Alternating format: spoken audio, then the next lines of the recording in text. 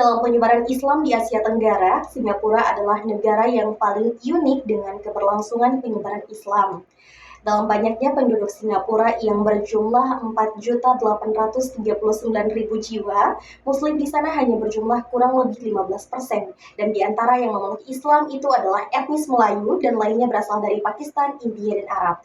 Tidak seorang pun penduduk asli Singapura yang menganut agama Islam. Uniknya, Singapura sangat sensitif dalam mengelola hubungan etnis dan agamanya. Padahal Singapura dikelilingi oleh negara Muslim terbesar yakni Malaysia dan juga Indonesia. Meski begitu, celah masuknya Islam di Singapura salah satunya lewat perdagangan. Karena dalam sejarahnya, Singapura pernah menjadi salah satu di antara pusat Islam paling penting di Asia Tenggara. Selain itu, Singapura juga sebagai transit perdagangan karena posisinya yang strategis juga telah memungkinkannya menjadi pusat informasi dan komunikasi dakwah Islam dari masa Kesultanan Malaka, masa kolonial sampai pada abad ke-20. Karena hal itulah dapat menjadikan Singapura dapat mempunyai peranan penting dalam penyebaran Islam di Asia Tenggara.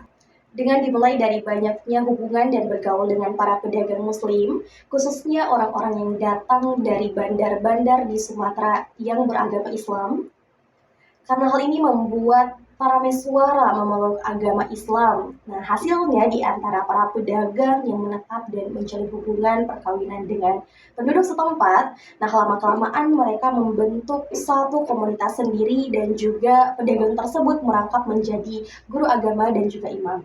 Nah, komunitas Muslim yang telah didirikan di dalamnya terdapat sistem pendidikan agama yang bersifat tradisional. Nah, pada umumnya mereka belajar di rumah-rumah yang kemudian dilanjutkan di musolah dan sehingga dijadikan di masjid. Nah, guru-guru dan imam tersebut juga mempraktekkan agama dan upacara keagamaan, sehingga guru-guru dan imam sangat penting peranannya dalam menjadikan Islam yang jaya pada masyarakat Muslim di Singapura. Setelah itu, pada abad ke-19 terdapat kelompok pendatang bagi kalangan Muslim Singapura yang berasal dari Jawa, Sumatera, Sulawesi, Riau, dan Bawean, serta kelompok imigran yang berasal dari luar seperti Muslim India dan keturunan Arab, khususnya Hadramaut. Karena kedatangan imigran ini telah membuat pelabuhan Singapura berkembang menjadi gerbang ekonomi yang penting di Selat Melaka.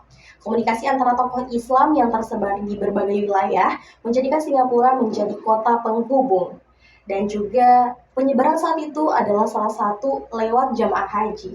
Karena jamaah haji khusus yang berasal dari kawasan Asia Tenggara pergi dan kembali itu dari Mekah melalui Singapura. Dan di awal abad ke-20, Singapura yang dikatakan oleh Rolf terdapat 7.000 jamaah haji asal Indonesia yang sebagian besar berlayar lewat Singapura. Itulah mengapa kota pelabuhan ini dijadikan sebagai pusat dakwah dan informasi bagi syiar Islam. Nah, setelah setahun Singapura memisahkan diri dari Malaysia, warga Muslim negeri itu berhasil mendekati pemerintah agar mengesahkan suatu undang-undang yang mengatur hukum keluarga Islam dan juga hukum personal. Akhirnya, pada tahun 1966, Parlemen Singapura mengeluarkan peraturan hukum Islam atau yang disebut dengan AMLA, Administration of Muslim Law Act. Tidak sampai di situ, Muslim Singapura juga memerlukan administrasi hukum Islam, sehingga dibentuklah sebuah badan yang bernama MUIS atau Majelis Ugama Islam Singapura. MUIS berperan sebagai penasehat Presiden Singapura dalam hal-hal yang berkaitan dengan agama Islam. MUIS yang dibentuk fungsinya sebagai administrasi hukum Islam di Singapura seperti mengumpulkan zakat mal dan zakat fitrah, pengumpulan perjalanan ibadah haji, pemberdayaan sekolah agama, mengelola masjid, serta memfungsikannya sebagai tempat dakwah dan kegiatan masyarakat Muslim. Dan yang tidak kalah keren ialah pemberian beasiswa bagi pelajar. Menjadi negara tersendiri, Singapura tumbuh menjadi salah satu negara maju di dunia dengan pertumbuhan ekonomi yang sangat pesat dengan jaringan perdagangan yang luas. Kini, Singapura telah menjadi satu dari segelintir kecil negara-negara kaya di dunia. Akan tetapi, Islam relatif kurang berkembang di negara ini dibandingkan dengan perkembangan Islam di negara lainnya di kawasan Asia Tenggara. Islam di Singapura justru tidak terdengar gaungannya. Bisa jadi salah satu penyebabnya adalah karena Muslim di negeri ini adalah minoritas. Di negara Singapura yang maju ini, masyarakat Muslim justru kebanyakan hidup dengan standar ekonomi rendah dibandingkan dengan saudara senegaranya yang non-Muslim.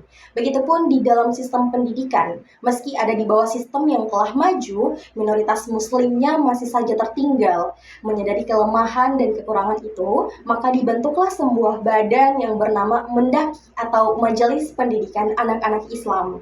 Tak hanya sampai di situ, Muslim di Singapura terus melakukan upaya pengembangan Islam dan life skill di dalam komunitasnya agar dapat memajukan Islam di negara yang maju ini.